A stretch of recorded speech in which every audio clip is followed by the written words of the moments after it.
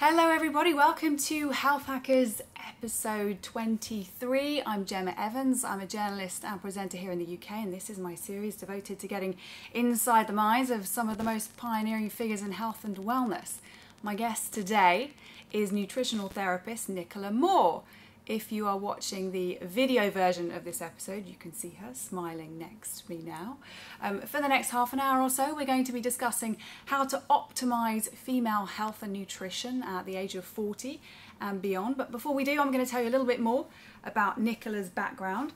Not only is she a highly experienced nutritional therapist, she sees clients one-to-one, and she's also an educator, a speaker, a lecturer. She trains nutrition students, and she's part of the senior academic team at the Institute for Optimum Nutrition, which is where we are now. Thank you for having us here. No, it's a pleasure. She also has a special interest in gut health, immunity and hormones, all of which we're hoping to touch on, even if briefly, in the next half an hour. So, Nicola, thank you very much for having us here, like I said.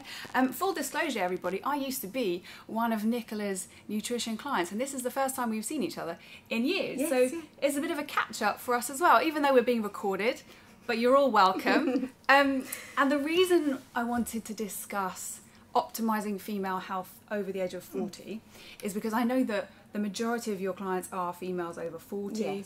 Yes. And so to get going, I wonder, what is it about the age of 40 that makes us all think it's a milestone and everything changes at that point in a woman's life? Yeah. Well, it's hard to say, and every client has their own story, and everybody has their own journey in health and how they've come to where they've come to. But what I see a lot of in clinic is women who reach 40 or beyond, and they have been having health niggles often for years, but they get to a certain point where they think, actually, things are either getting worse or I'm now thinking of the future, and they really want to just get things sorted. So it becomes like a kind of crunch point. I think so. And also for women in their 40s, of which I am one, we've grown up in a generation, we were our formative years were in like the 70s and 80s, when there was all the fat phobia and margarine and all of that, and so everybody was afraid of eating fattening foods. I think that has formed a lot of the. It's been part of our formative years, and so a lot of women that I see, and men as well, are confused with some of the messages, and especially with women, there's the dietary messages that they've been brought up with, and we've also been brought up with the message that we can have it all. I think we're one of the first generations of women where we really have been told you can have a career, you can have a family, everything can be perfect. And a lot of us are striving for that, but I don't actually think that's realistic to do that and have it all and to be healthy. So a lot of the women that I'm seeing are actually now suffering a little bit because they don't know what to eat, they're confused, they've got health problems going on under the surface, and they're potentially not putting themselves first because they've either been working on their career or they've got families, and it really does get to a crucial point where people will just want to know, what do I eat and how do I feel better? And at that age, have we got some biological changes that are taking place too? I mean, we hear a lot about the menopause and the perimenopause. What is the perimenopause? Yeah, so the perimenopause is a stage that happens. The menopause is actually once your periods have stopped. So if you have had a full year without periods and you're of the age where your late 40s, 50s, it's highly likely then that you have transitioned through the menopause and you are postmenopausal.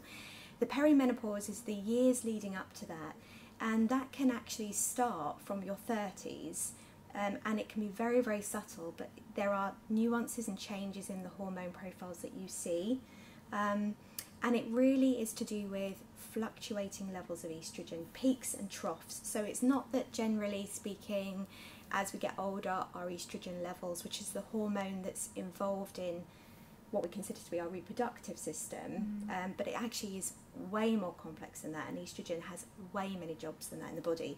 It's not that hormone just generally declines over the years, it will have peaks and troughs, and with that come changes in symptoms. And one of the things that I'm really interested in is the role that estrogen plays in the immune system, and also the role estrogen plays in your brain chemistry and things like that. So often as you're transitioning and you're starting to have hormonal fluctuations, that can be the trigger point for health concerns. And you might see it from the digestive system or emotionally or whatever. So your clients are coming to see you because they know you're a nutritional therapist and they're looking to food or a better way of eating to help them with their symptoms. Yes. So how can food help us with things like you just outlined, like the hormonal fluctuations and the changes in perhaps brain and mood and gut function? Yeah. Well, there's foods that you can eat that can support your hormones and how you manage hormones. So it's not just about how you produce hormones, it's about how your body processes the hormones once they've been made. And that's another thing that's quite useful for women to understand. You produce estrogens, for example. You can produce different types of estrogen as well. There's not just one estrogen. And when they've been produced, they go and they travel around and exert an effect on a tissue. Their job is to trigger something, the growth of something, usually. But then when that job is done, the estrogen doesn't just stay in your body. It has to be eliminated from the body and it's processed in a particular way. And you can have different ways in which the estrogen is processed. And sometimes, if we're not eating a diet that's rich in certain vegetables, for example, you might process your estrogen in a way that seems to be linked to some of the problems we see with estrogen, especially transitioning through the menopause, like increased risk of breast cancer, for example. So is there a certain power within vegetables that helps to flush out estrogen, or the estrogen that we don't need? Well, what it seems to what some of the compounds in vegetables seem to do, and especially cruciferous, and students that I work with like know cauliflower, my obsession. Cruciferous. I love cruciferous vegetables. So cauliflower, is broccoli cruciferous? Broccoli, kale, cabbage. Oh, I love those. Yeah. Brussels sprouts, coming up to Christmas. Yes. Those vegetables contain these compounds in them that help to steer estrogen down a path where it's metabolized in a safe and effective way. So those vegetables are really, really good. So often with clients, I might be saying to them, okay, I think one of the things we should work on is increasing your levels of cruciferous vegetables, and it's my job to make that appetizing for a client and to look at how actually, what does that actually look like, because it's really easy to write down on a bit of paper, increase your broccoli, but the reality is how do you do that? What does that look like in somebody's day with their lifestyle and making it tasty for them? Do you think there is such a thing then as eating for your age? So should a 40-year-old be eating significantly differently to a 20-year-old? It's hard to say. I think the other thing to say is that nutrition science and science in general is changing so rapidly all of the time, and I really don't think we have many answers when it comes to nutrition, and especially things like the gut. So what we do know is, if you're thinking about what you're eating in your diet, if you know there's a risk of your hormones going up and down, your estrogen levels, if you know that there is a risk around the ages of 40 onwards, then I would say it's a sensible insurance policy to make vegetables the hero of the food that you eat, and to really work. If you're interested in being healthy, it can be a bit of a job, but it's about taking it seriously. So it's not a birthright to be healthy. So we do have to sometimes take a bit of responsibility for thinking, okay, how am I going to get these vegetables in? But the other thing is, as we get older, our digestive system changes slightly. So we do know that, for example, as you get older, and 40 is possibly a bit young for this, but as you're travelling through, and if you're particularly stressed, it has an impact. Things like the stomach acid that your stomach produces, which is really important for helping you process things like proteins in your food and also liberating minerals from your food, the levels of hydrochloric acid that you produce can decline. So the processing and the digesting and the absorbing of food may be more challenging to somebody as they get older. And if they're under stress, we do know that things like adrenaline seem to down-regulate how our body produces things like stomach acid. So if you're very, very stressed, then it's likely that your digestive system would value some support and help. And that's reminded me, because I take a digestive enzyme, and I always wondered, am I going to have a declining rate of acid as I get older? And if I continue to take the enzyme, it's like an enzyme complex, does that mean my body at some point will stop producing its own stomach acid? Because it's so used to me taking this supplement. Well, probably what you're taking, are you taking like amylase and lipase? Yes, and mix, So those are pancreatic enzymes. So those are enzymes that actually aren't necessarily part of what the stomach does. So what you're taking are enzymes that help further down in the small intestine, which is where you're starting to break down individual components of food.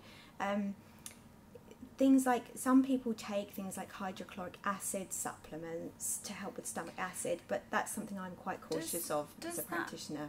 Does the hydrochloric acid, does that help break down all types of food? No. So what hydrochloric acid's job is to do is, well, there's a few. Number one, it's a really, really strong acid. So as a result, we have a really thick mucus layer in our stomach to protect us from the acid. If you're sick and your throat burns, that's because of the acid that's come up. So it's actually a first line of defence.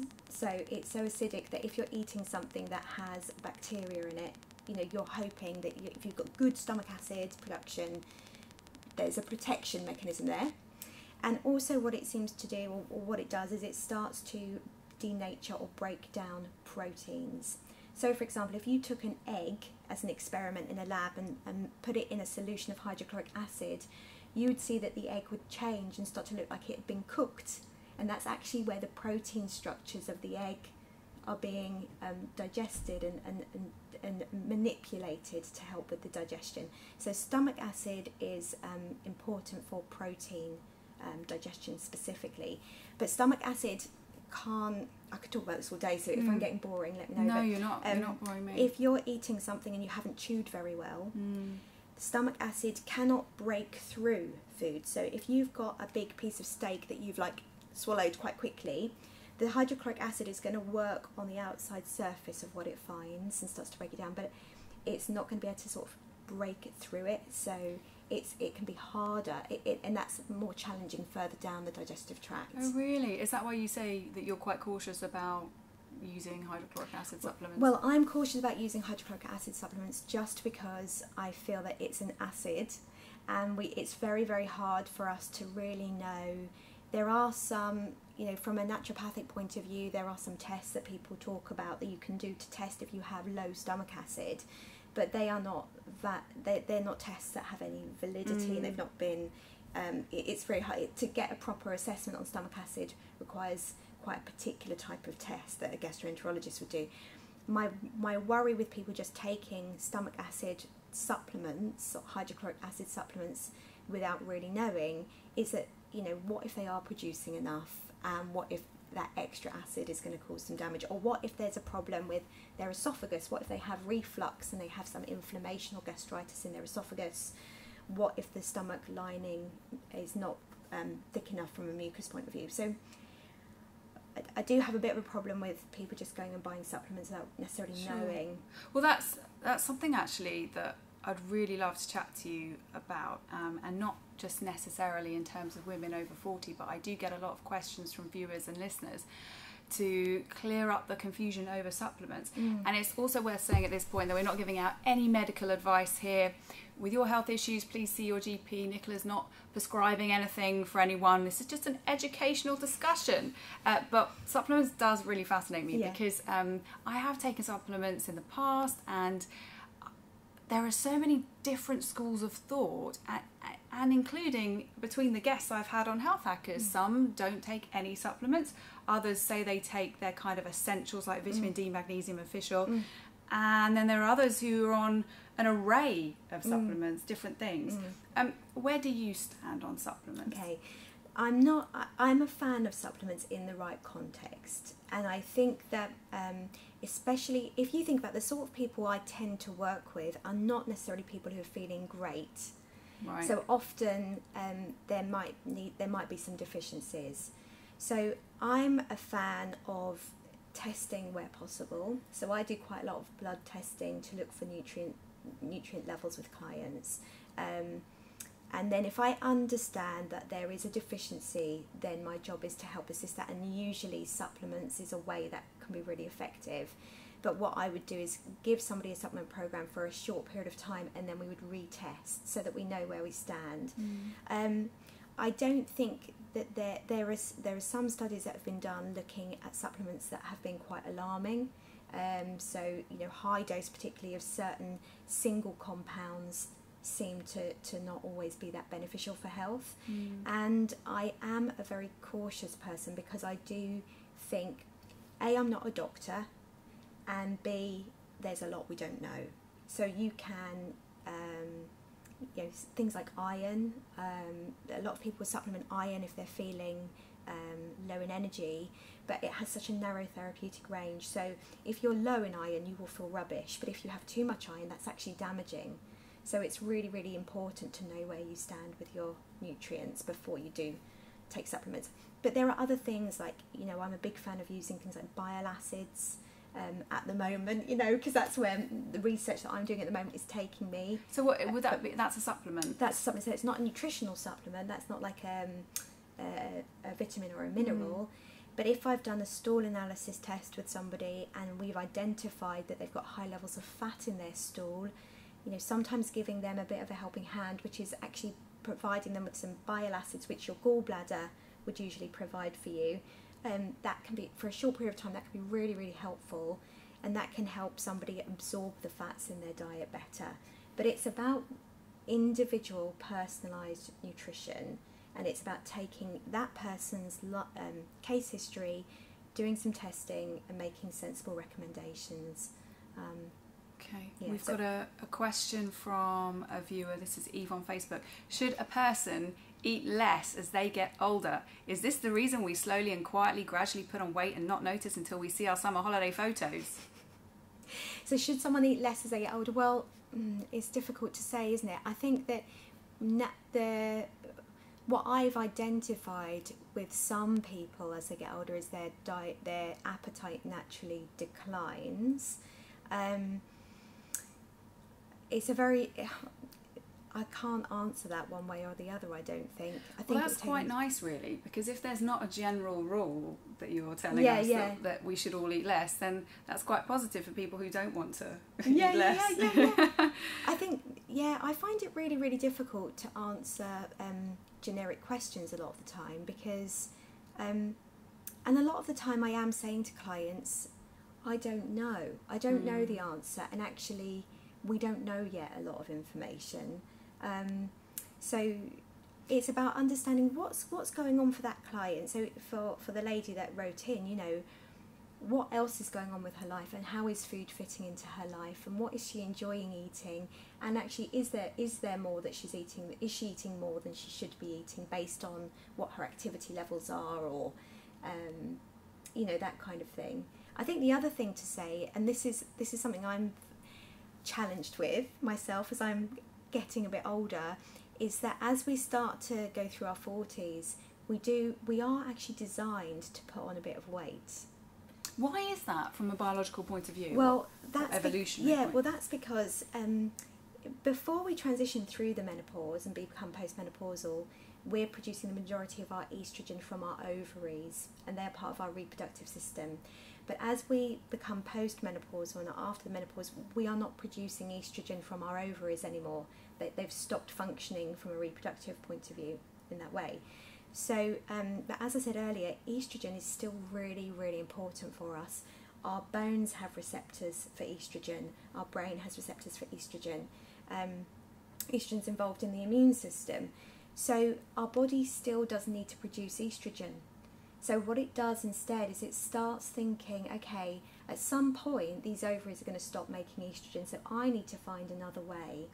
And one of the other ways to do that is to produce estrogen from our fat stores. So that's why we might need that. That's right. Yeah. But it's about where you put the weight on that's important. So if you're putting weight on around the middle, then that's actually indicating that there's something else going on metabolically that needs to be looked at, because that's not so useful as a place for storing fat. What we should be putting on, where we should be putting on our weight is around our bottom and our hips. And I think the other thing that is, it's really hard because we all, well, I'm talking about myself, starting to see this weight gain going on, and I've never had to worry about weight before. Like, I've never ever worried. If you're about listening to the podcast version and you can't see Nicola, she's not at all overweight. But this is the perspective, you see, and this is the important dialogue I think we should be having. I've never worried before about my weight. If I feel like I've put on a little bit of weight, I've just watched my diet for a couple of weeks. By that I mean just stopped eating so much chocolate, for example, or something like that, and then everything goes back to normal. But as I'm getting older, that's not happening, and I am a little bit rounder than I was before. But what I'm thinking to myself is, you know, nothing has changed with my lifestyle, my exercise, or my diet, and I do think that this is part of my physiology, and I need to embrace it a little bit and not push myself, because if I push myself to try and lose weight at this point, I'm possibly not helping myself when I do start to notice menopausal symptoms. Because you need that estrogen. Yes.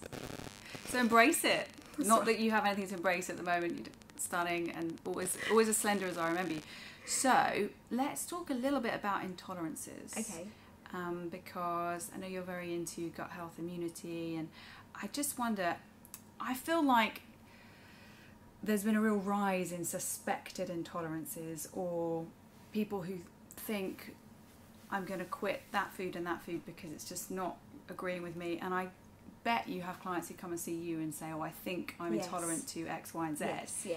Now, given that there's no kind of gold standard accurate test for intolerances, how difficult does that make your job to try and figure out whether it is an intolerance and what really the intolerance is, Yeah. if it is anything at all with them? Yeah. Okay. So, well, that's definitely something I see a lot. So people who suspect that something they're eating is not making them feel good, and they don't know, either they don't know what it is, or they have a hunch about what it is, or there could be multiple things that are a problem for them. Now, an intolerance, actually, correctly speaking, is the lacking of an enzyme to digest something. So the classic is something like a lactose intolerance, and that is something that actually, you know, is part of your genetic makeup. So some people do not do well with dairy, and the sign of a lactose intolerance may be diarrhea or something after eating it. And using enzymes such as the ones you have can be very helpful, because that's just increasing the amount of lactase enzymes to help digest the proteins from the dairy, or just avoiding it altogether. So a doctor can diagnose for you if you have an intolerance. You also have sensitivities, which is more what people are talking about when they talk about intolerances. But a sensitivity is this controversial and quite unclear area of immunology with regards to having a reaction to a food, but it's not an allergy. So an allergy is very explicit. You would notice symptoms immediately. They tend to be lifelong. And that's when you're talking about like a peanut allergy or something like that. Anaphylaxis. Yes, yeah. exactly. Of which you have To nuts, yeah. to nuts. So that's a different immune response. So that's different. So a sensitivity involves a slightly different part of the immune system and different immune cells.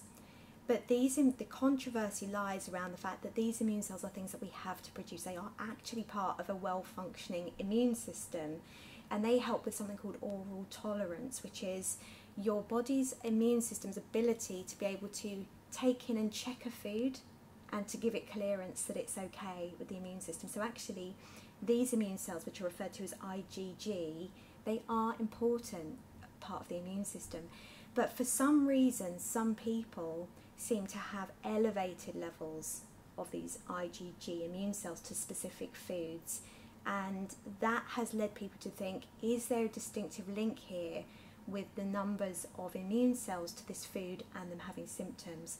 However, then if you were to check two people, you might discover that they both have the same number of IgG to that specific food, but only one has symptoms. So what's going on there? So it's now moving further into looking at further down the immune system chain, and there's a protein called complement that's produced as a second part of this immune reaction, and that seems to govern inflammation.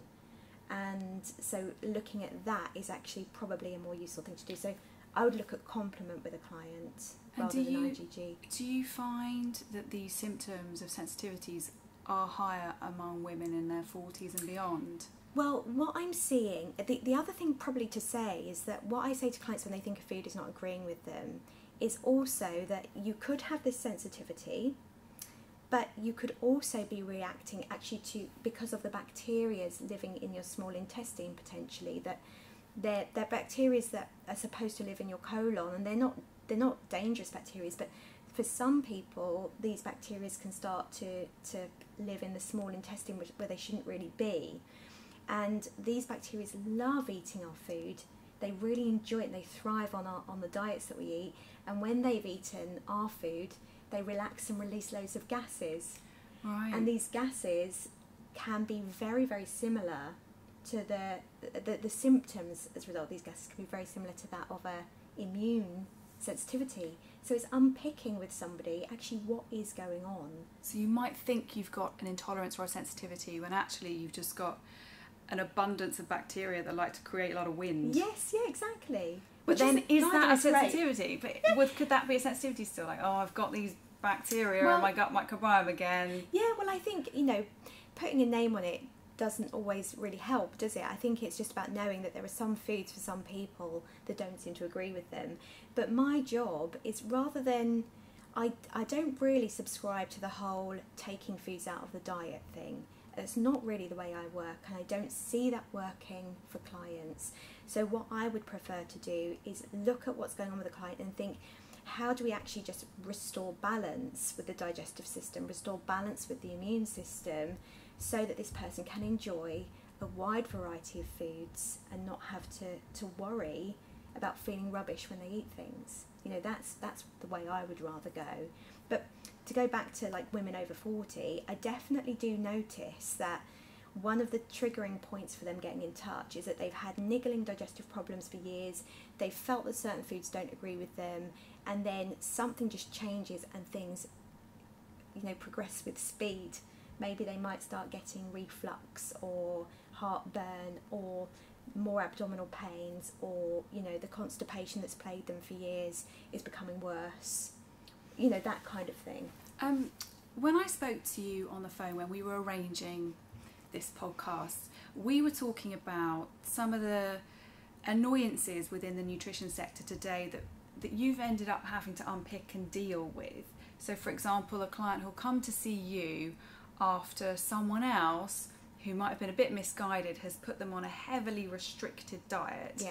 And then you're the one who's got to convince this lady to start eating a more balanced diet again. Yeah. So what I'd like to know from you is what is your biggest frustration? Is that the biggest frustration you have with the nutrition industry right now, that you're having to clean up the mess caused by some others who might be well-meaning but slightly misguided? Yeah, I think one of my frustrations is that there's so much focus on what we shouldn't be eating, and there are some really useful dietary tools out there that can be life-changing for some people. The biggest one that comes to my mind is the Low Fodmap Diet. Mm-hmm. Now that is a diet that can be extremely helpful for some people with digestive problems. And this is a diet where you're cutting out certain saccharides? That's right. So it's certain types of carbohydrates from foods, and it's expressly to reduce the food that seems to be feeding these bacteria in the small intestine. Okay. So as a consequence, you're taking away their food source. You're not necessarily dealing with the bacterias. You're just not feeding them. So you're not dealing them with the aftermath of the gases. So it's not necessarily getting to the root cause of the problem, but it can be really helpful for people with their symptoms. But one of my issues is that the Low Fodmap Diet is a dietetic tool that's taught to trained dietitians in a very particular way, and it needs to be implemented correctly, and the whole point of it is to monitor it and get the foods back into the diet. One of the things that I see is well-meaning people who have read a bit about the Low Fodmap Diet are just wheeling out, you should avoid these foods, and not necessarily talking about how you then, we've not moved in the lights. Can I just... Actually, how exciting. I think the video better. looks fine. I prefer myself with the light off. Podcast listeners, the lights just went out. You can go and watch the video to see that dramatic moment. And do you know what though? It has been 30 minutes. We are up on time, but I'd love you to finish what you were saying then. We're going to keep the lights out because we'll end on Otherwise a moody, I can stand up and wave atmospheric. my hands around, but which is what I normally do if I'm on the phone in here and they go out. I quite like the darkness. Like it as well, yeah. Right. You were saying about FODMAPs. So they've cut lots of foods out, and they haven't really been given that direction about how do you make yourself how do you then have a healthy, balanced diet that's going to help your gut microbiome. That's going, because if you cut foods out that are feeding bacteria in your small intestine that shouldn't be there, you're also influencing the lovely richness of the microbiome in the lower part of the intestine that is really important. So that conversation doesn't seem to have happened a lot of the time, and the conversation doesn't seem to have happened around, what is the right way for you to eat to be happy and healthy, full up, satisfied, enjoy your food, not paranoid about what you're eating, not paranoid about looking for symptoms all of the time.